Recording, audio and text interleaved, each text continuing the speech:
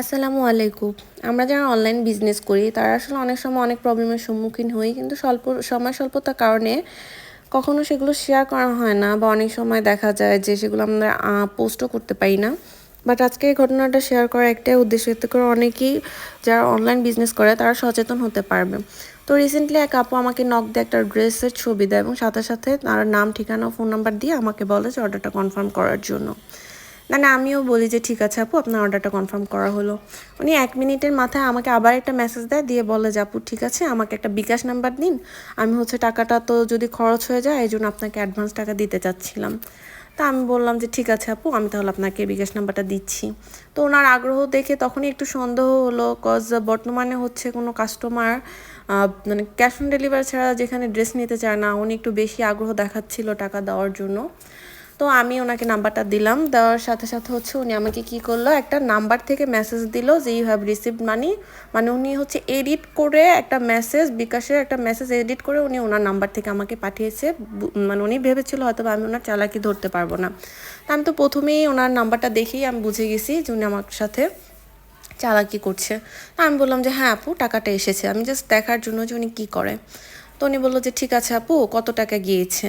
তো উনি যে অ্যামাউন্টটা পাঠিয়েছিল আর কি, সেটা ড্রেসের প্রাইসের থেকে একটু বেশি অ্যামাউন্ট লিখে পাঠিয়েছে।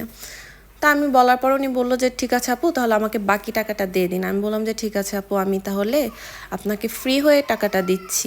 তো ২ মিনিট না যেতে যেতে উনি আমাকে আবার নক করলো যে আপু, আমি ড্রেসটা নিতে পারবো না, অর্ডারটা ক্যান্সেল করে দেন আর আমার ফুল টাকাটা ব্যাক করে দেন। তা আমি আসলে তখন পুরোপুরি কনফার্ম হলাম এটা আসলে একদম একটা প্রতারক চক্র।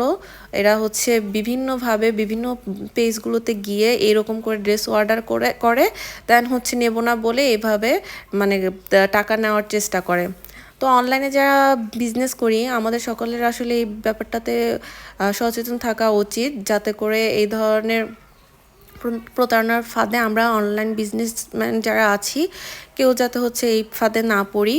তো সকল আপুদের কাছে অনলাইনে যারা বিজনেস করি অনুরোধ রইল যে বিকাশে যখন টাকাটা আসবে সাথে সাথে চেক করে দেখার জন্য আসলে টাকাটা বিকাশ থেকে এসেছে কি না, নাকি সেটা কোনো নাম্বার থেকে এসেছে।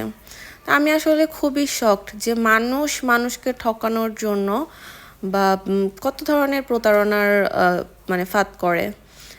আসলে কিছু কিছু বলার নাই এ বিষয়ে।